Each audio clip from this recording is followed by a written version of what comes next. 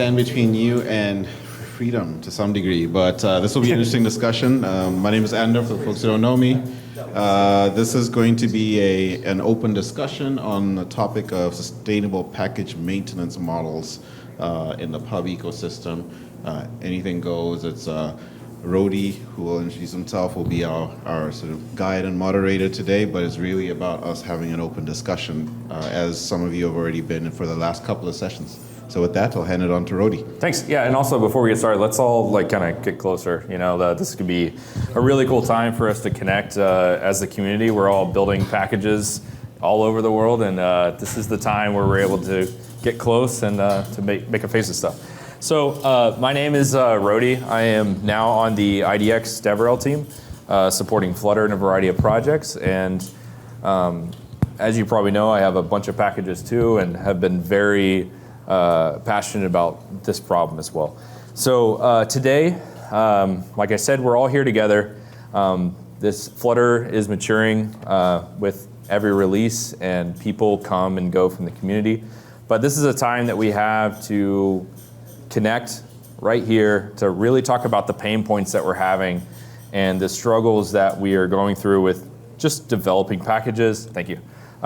Being able to solve customer needs, to be able to solve user needs, but also knowing that everybody has the same problems, but we're all wanting to make this thing better for everyone.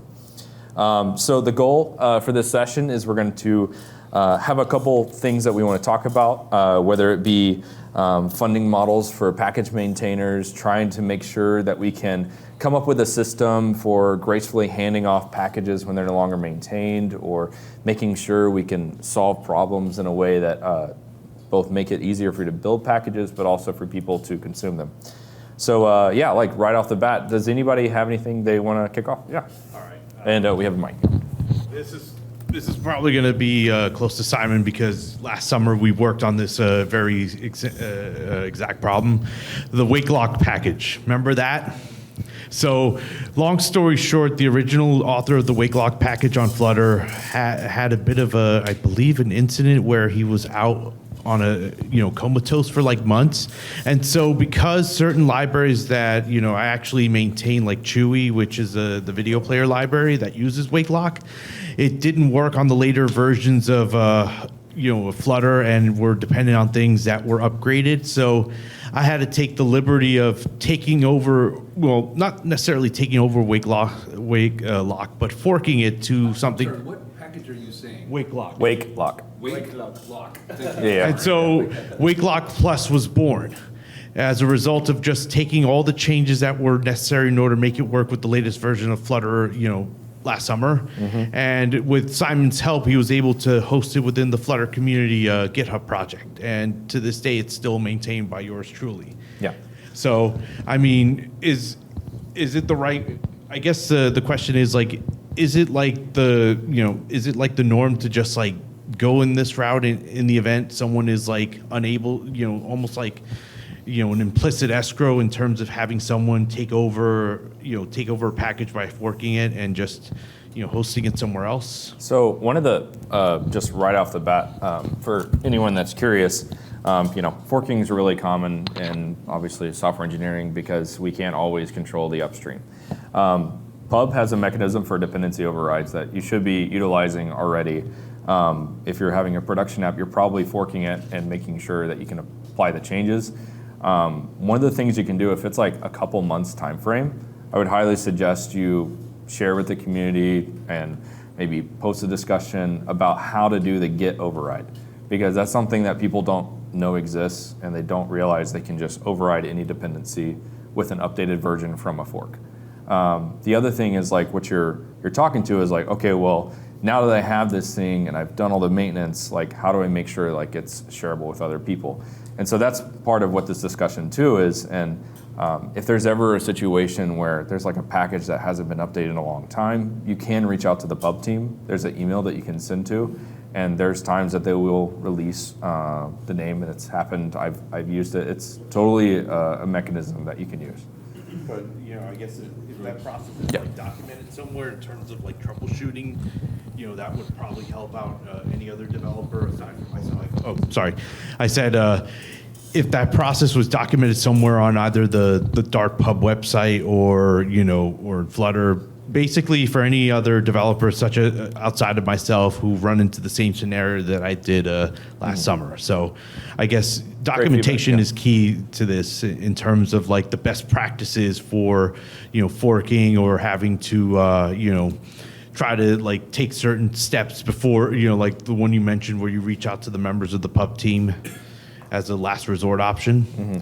If that was documented somewhere in the Dart website or in the pub website, that would be helpful for any other future developer. For sure. Do you have any thoughts on that? Yeah, so I took an AI there, but I want to dig a little bit further into that because this sounds like it was a temporary situation. Was there an expectation that the author would at some point become available? This was out of control. The medical situation was unknown. Yeah. Correct. Yeah. There was Yeah. a lot of fog of war, as they say. So there wasn't. I didn't know exactly. There was a lot of fog of war in terms of knowing whether or not the person who maintained it would actually be able to, continue it. So, and it was blocking a lot of things. And because because I'm responsible or I was responsible for a production app at that time, using a dependency override is something I wouldn't do on a production level on a production release. So there. Yeah, what I wanted to add there is part of the goal of exactly these kinds of farms is ideally we wouldn't have singleton maintainers. Somebody would quote unquote have the keys. Like escrow.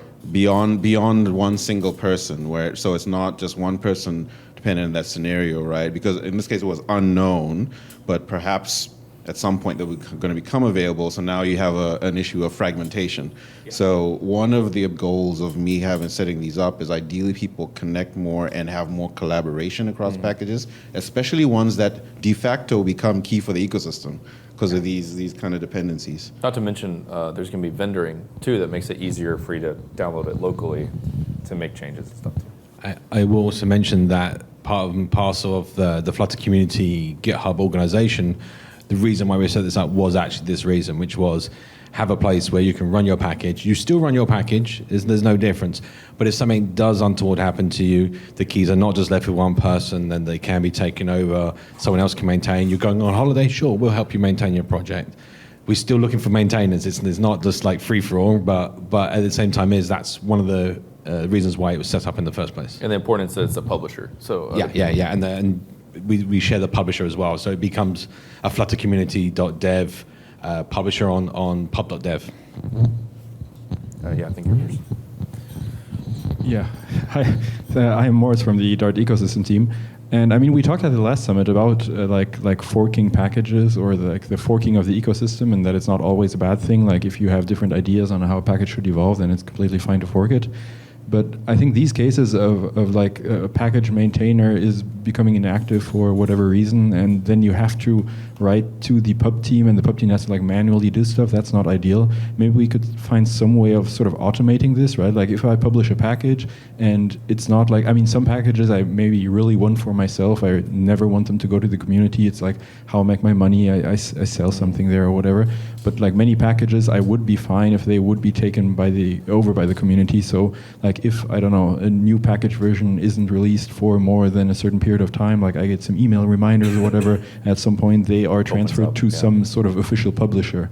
Like, I don't know, like some Flutter graveyard publisher who's owned by the Flutter community. And you can claim it, yeah. Yeah, and then like the Flutter community can take over and can like give this to someone who's interested, and that could be like a checkbox in the admin page or whatnot. Totally. Like, I mean, I'm just like, Yeah, right behind you. Yeah, I was curious, kind of what the Dart and pub team's perspective on that was, and I see this come up too with just a lot of dead packages where maybe they haven't been updated in 7 years, and it's like, I wanted that name, and you don't have this mechanism of namespacing as much in pub. With NPM you can do like @ company name / and it's this really clean way to kind of distinguish your packages from others. But when everything is just underbar, it can be hard not only to distinguish who's the publisher in that key, but also to then segregate your packages from others. And the idea popped in my head of like this, DNS system where like every year you have to renew your subscription to the domain, basically. I was just curious if that had ever come up in talks and maybe what the perspective there was. Yeah, and to your point, like if you do find a package that has been like 7, 8 years out of date, you can totally reach the pub team and they can do that, yeah. Yeah, so I think Chris is next, and then we'll go you and then you. But I just want to make a comment about that. So I'm taking some action items on that in terms of a theme I'm getting. Are there some more automated ways beyond? Yes, there's an escalation path, which it sounds like we should document better to the pub team. But are there cases that could be automated, such as, right, is there some notion of freshness of a package that triggers it's now available for people to take on? So I'll take note of it. I'm sure there's been thoughts about it by the pub team that I'll discuss with them. There was name spacing also mentioned. Yes, and then name spacing is something to potentially consider. Which would be great. Okay, all right, I'll take note of that.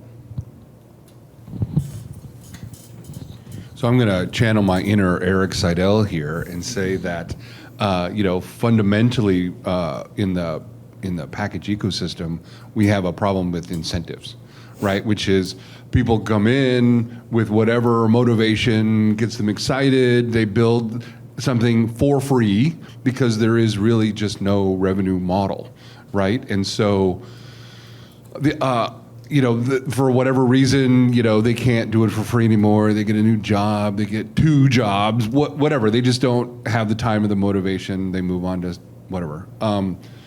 Without a revenue model, there's really nothing holding people in to keep them, working on it when they might otherwise just get tired of it and stop doing it. And I love the idea of, abandoned projects ending up, in fluttergraveyard.dev. I think I'm going to go grab that domain and sell it to Ander. And then, that somebody interested in, being a member of the community, a contributing member of the community, could just pick up these things. I don't see a lot. Maybe I'm missing it. Maybe Simon, you know better. A lot of people going, gosh, I have all free time. I can't think of any code I want to build on my own. Therefore, I'll just pick something out of the graveyard. However, if there was a monetary incentive associated with this, some kind of funding model, I don't know what that is, right? This is a open source problem that is not unique to Flutter, obviously. But if there was, then there would be a reason for people to go into the graveyard and start picking stuff out, right? I mean, it'd be a nice little way to make some extra income if there was income associated with it. But until that happens, it's really just people have an itch to scratch. They're passionate about X, Y, and Z, and that's why they're doing it. Diego is next. Oh, sorry. To Dylan, right? There is a way to, if when you declare dependency in the pub spec, you could actually specify a private repository. I know we use that in our company for any internal dependencies, but I'm wondering maybe that should be a documented path, an action item that one could take, like, if there was a way to not have to spin up a rent a repo service, like for example, Git, which is like an open source server that has support for private pub repositories instead of having to pay one pub, which we personally use, no shameless plug, but other people might not have the resources to rent their own clouds from JFrog to host their own private pub dependencies. Maybe that might be something you could document if let's say a dependency gets stale and you have to fork it by publishing your own versions to your own private repo. Obviously as an alternative to the Git option. Yeah. The Git option is it's good for one-offs, but it's not robust in that you can't version it. And I know this from firsthand experience because before private pub repos were a thing, we had to use Git repos, and you have to basically match the tag or at least use some sort of distinct and solid identifier to change versions. So it didn't have semantic versioning like the regular pub spec versions do. I don't even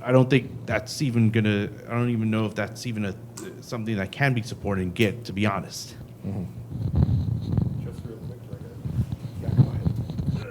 It could be supported, right? Like if we have a specific tag that we look out for, then this could absolutely be supported. If you're able to do it semantically, sorry. I know it'd be better with two mics, but like if you were able to just like assume that the tag in particular, was semver formatted, then yeah, if I was able to just put like, the major, minor, incremental with the caret sign like that, then would that identifier be smart enough to just parse that version like any other PubSpec version?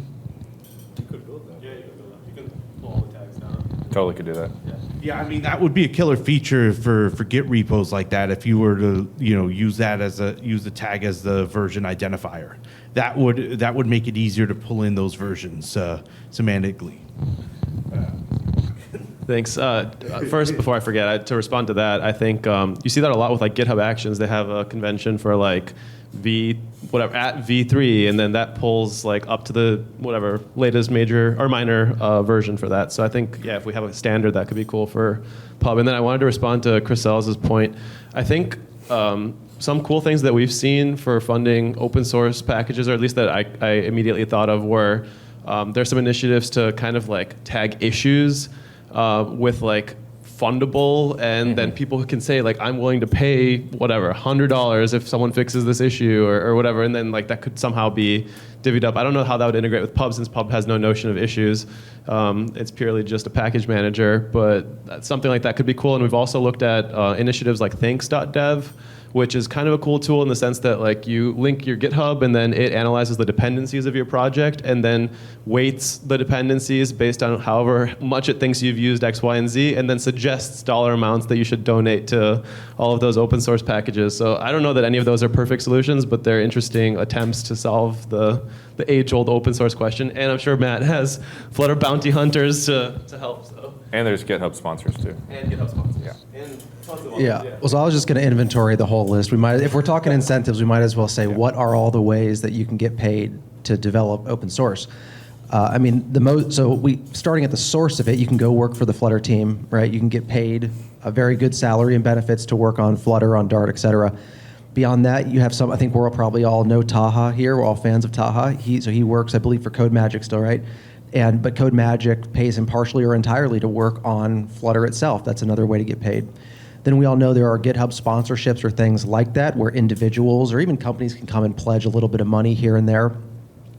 And then, as you mentioned, Flutter Bounty Hunters, what I'm doing with that team, what I've been trying to do for the last 3 to 4 years now, is to communicate to companies why it is in their interest to fund open source development.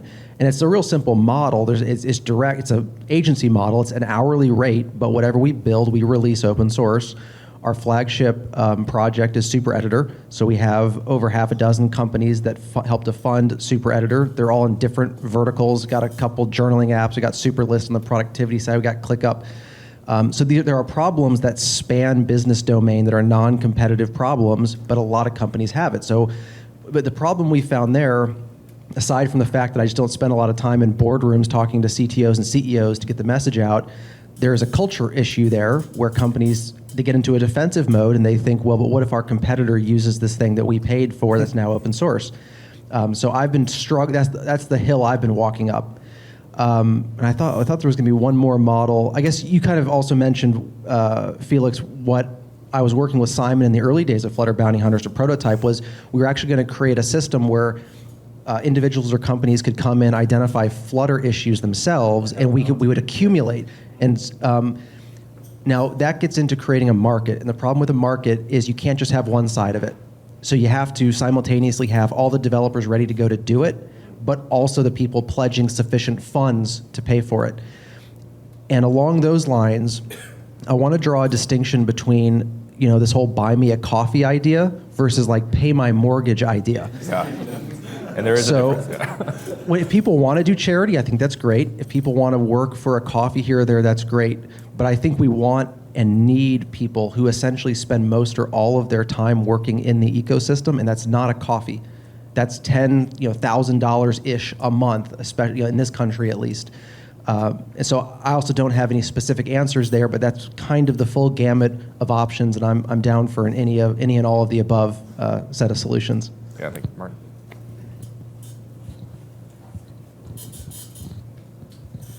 Thanks. One thing that we were struggling with a couple of years ago was how can we invest money into the Flutter community. And we went to the Flutter team, and we also went to some people in the community, and the truth is it's very hard. It's very hard to invest money into the Flutter ecosystem. The easiest way to do it is through events. So you can support events and sponsor events, and you can also sponsor meetups, for example. You reach out to people and you sponsor them. But that is perhaps not the best way to support Flutter. And maybe another way to do it is to support the work of all the people that are doing it for free today. But how can we do that? We don't know. And I don't think there is a good way to do it. So if we today want to invest into the Flutter ecosystem, we don't know how to. And having some help there would be really much appreciated. To this day, we don't know how to do it. And so, yes. I'm going to talk to that point briefly.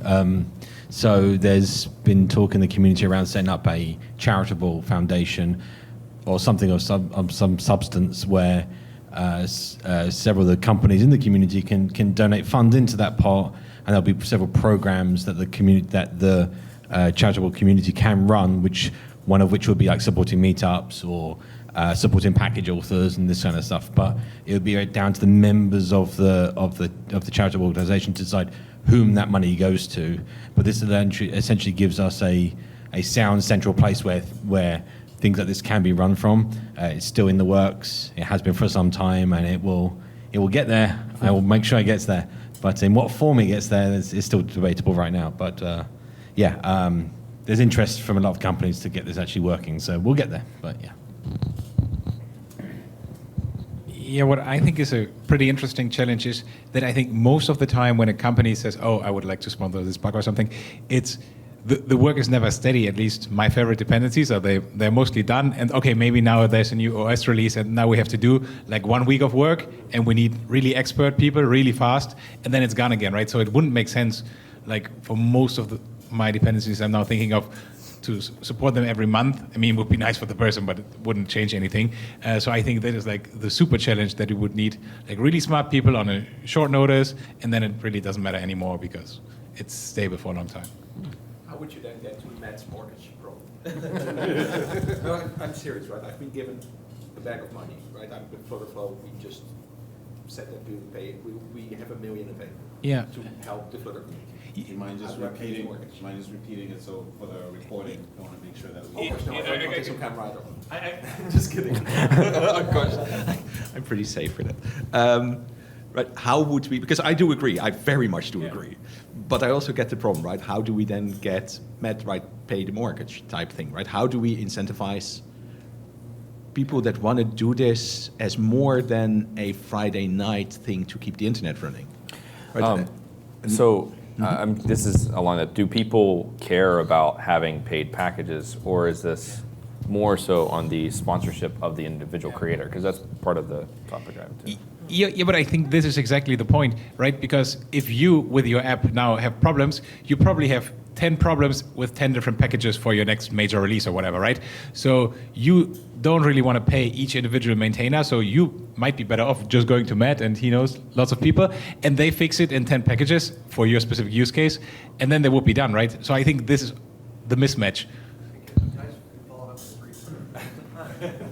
So many hands, yeah. You find it out. Sorry, because I was invoked, I just thought I'd mention. So, I mean, part of what I've tried to do with my team is that, I mean, at least for the foreseeable future, we all have to maintain our day jobs. But the idea is I'm taking people all over the world who are experienced and might have an interest in building certain things. And they understand that they will go off and do their day job. But when that paying request comes in, we all come together and we get it fixed. So this goes to your point as well. Let's say we have multiple packages under our jurisdiction. If all those packages suddenly need an update for the latest version of Flutter, companies say, okay, we need it. So in comes the payment, in comes the team, we solve the problem, and we disperse. Kind of going to that name again of Flutter Bounty Hunters. So I think even now we are ready to do a lot of this. And frankly, I had to turn away so many developers who wanted to join the team because I was like, oh, great, companies will show up, developers will show up, and I'll match them together.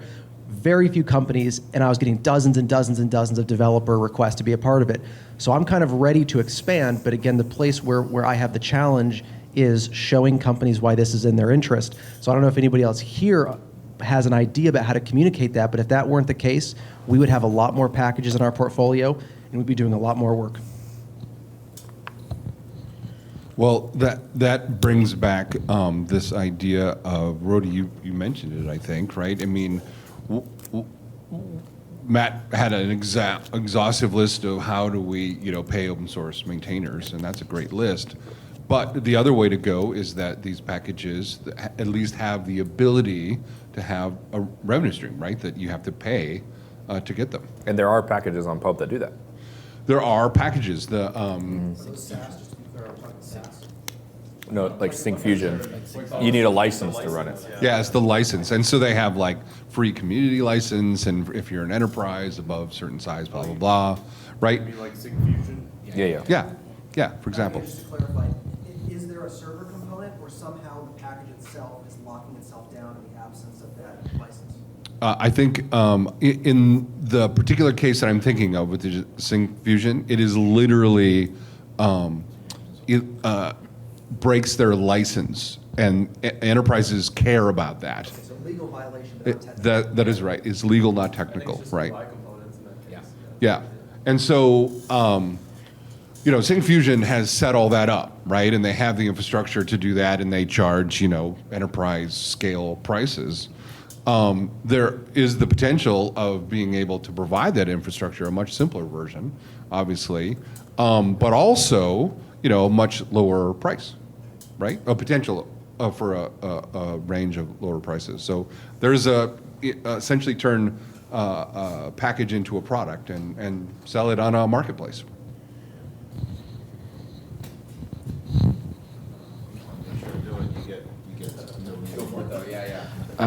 I also wanted to share maybe why it's difficult for us to invest money into the ecosystem. The truth is, we are afraid to get it wrong. Yeah. And we are afraid that somebody will point the finger and say, why didn't you give it to us? Or why did you put it to this package and not that package? And we don't want to take that responsibility. We don't want to show favoritism for one community or another.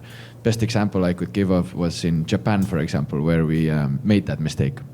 Where Japan, we didn't know what it was, we didn't know exactly what the community was back there, but the cultural differences are quite big.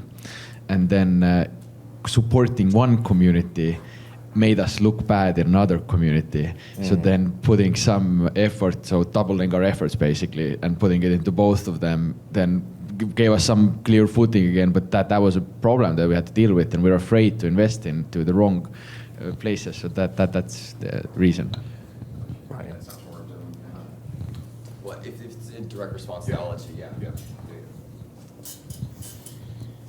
So this gets back to the idea that Simon brought up earlier, which is this non-profit organization, Flutter-based organization, where Flutterflow and CodeMagic and whoever could invest their money, and then there's a committee of folks from the community and from the Google team, right?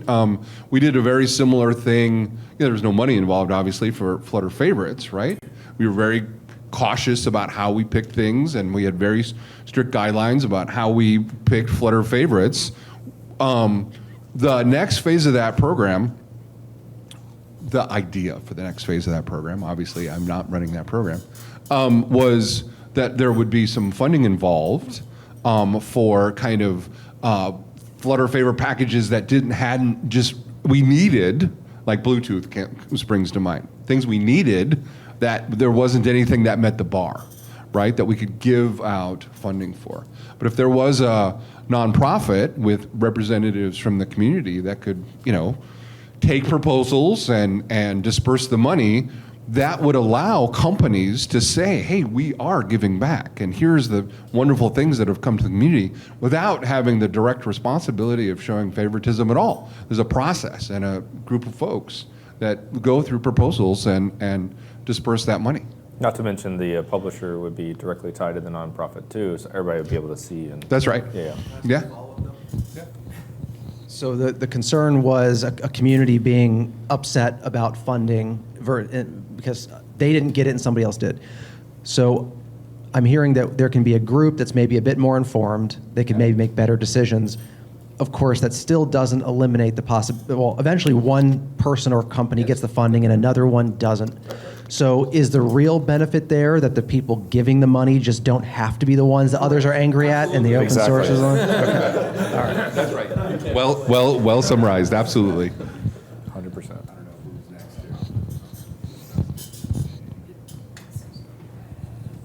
Yeah, I think so. There's one more that I've stumbled upon in the past year building a startup, which is just that at building a startup in the Dart ecosystem right now, there are just things that I didn't have at my disposal to build with that I found extremely helpful. And after I dogfooded it internally and figured it out for myself, I would release it as completely open source, not branded in any way. And and that's why the namespacing came up, was the idea that that package is tied to my business value. So as long as I'm alive, you have a certain level of guarantee that that's going to be maintained. And the idea is that we can help build trust in packages by attaching making the incentives obvious. The incentive for me is just that my business depends on it, and as long as we're dogfooding that, then there's a certain level of incentive there. So I see that ultimately as a potential another route, more and more, as more startups start up in the space, and if we have the mentality going in that we're going to contribute back to the community in some way,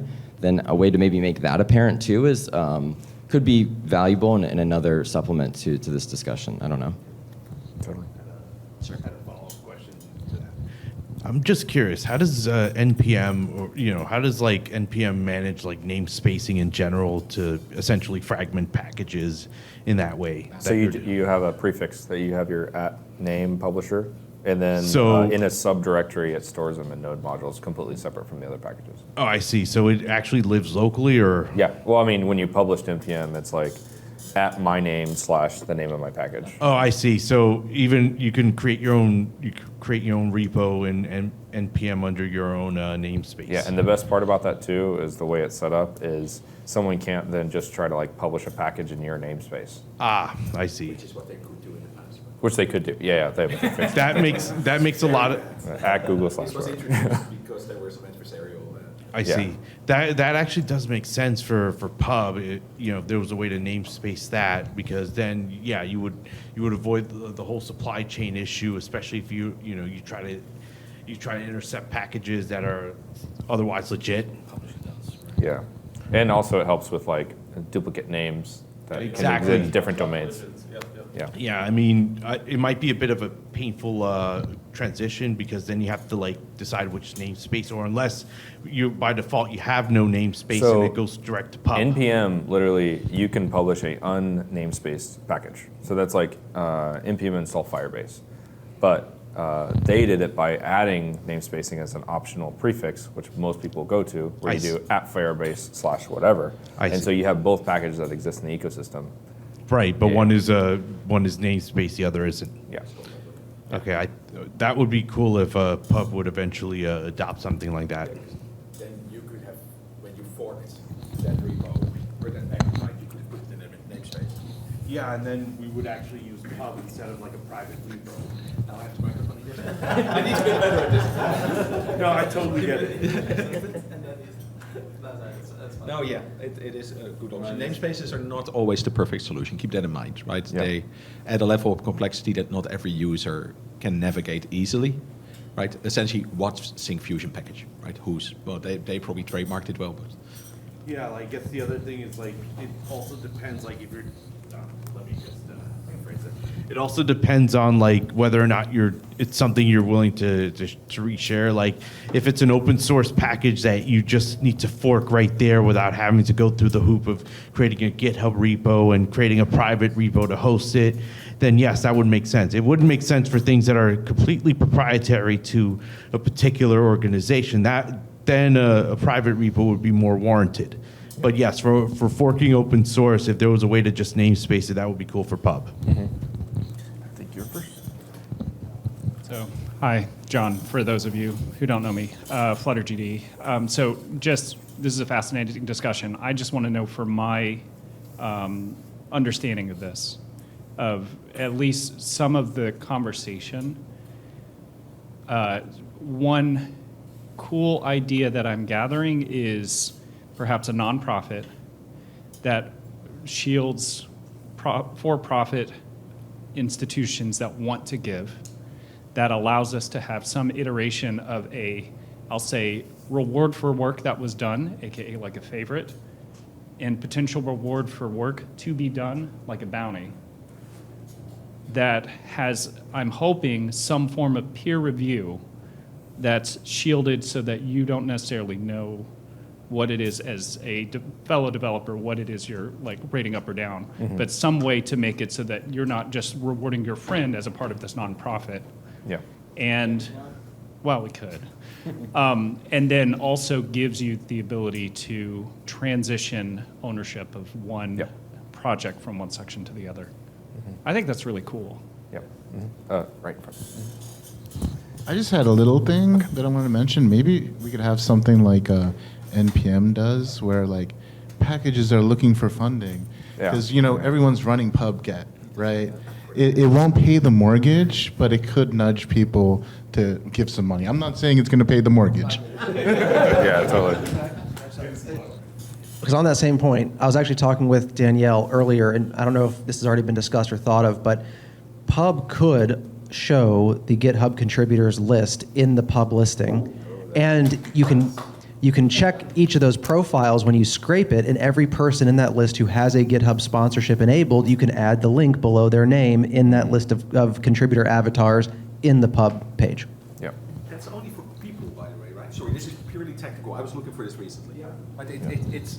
I noticed. So there's this guy that has been doing a PHP SDK for Firebase for like 8 years, Jerome, and I happened to write there was something with FCM, and he is very right. 60% of the internet infrastructure, right, is kept running by one guy in Ohio on Friday night, right? And he's one of those. That's how he feels, right? Very frustrated. And somebody wanted some backwards compatibility. He said, "I will do it when I get $500 like donation." So I did, not out of the Flutterflow fund, just like to see what happens. And you can see that his month gets better. But I noticed that it's to him, not to a specific thing, work. You can repeat this on there.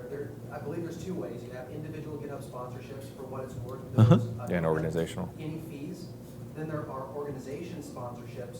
I believe GitHub does take a fee from that. Oh. But it's still probably nowhere near the 30% of what app developers. That is a good one. Okay. I need to get better at this. Yeah, just a very personal opinion. Don't do some body or any official thing, like have a committee, but avoid any foundations if at all possible. Somebody's got to hold the money. Not necessarily. You can just put the individual people that are currently contributing, and we can just give it to them directly. Oh, I see. That is much. Yes, exactly. Some public page, for example, that just gives us guidelines where to invest. And and this is purely personal opinion. I just really dislike foundations. Yes, thank you. Yeah, just as a side comment, like what was said, like from different sides, and also at the summit last time, is that we basically need just more visibility on Pub for many things would help, like needs maintainers, needs funding, is funded because I depend on this as a company, like just more signals on Pub, because currently it's just very hard to tell which package is there, why, how.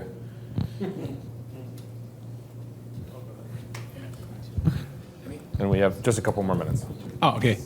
Yeah, I was just wondering if we have any success stories anyway, like where this worked, right? Because I like many cases I would think of is, oh, you have this emergency thing you need right now, or like somebody has a package and you want the Windows fork, and what amount of money could anybody possibly incentivize if they were just working for mobile, right? They don't have the skills, they might not have the machine. So I'm thinking, oh, it sounds always nice and everybody would like to have a bit more money, or but could this really work? And like the amounts you could reasonably achieve here, is that really a thing? Or I don't know, is it just more feasible?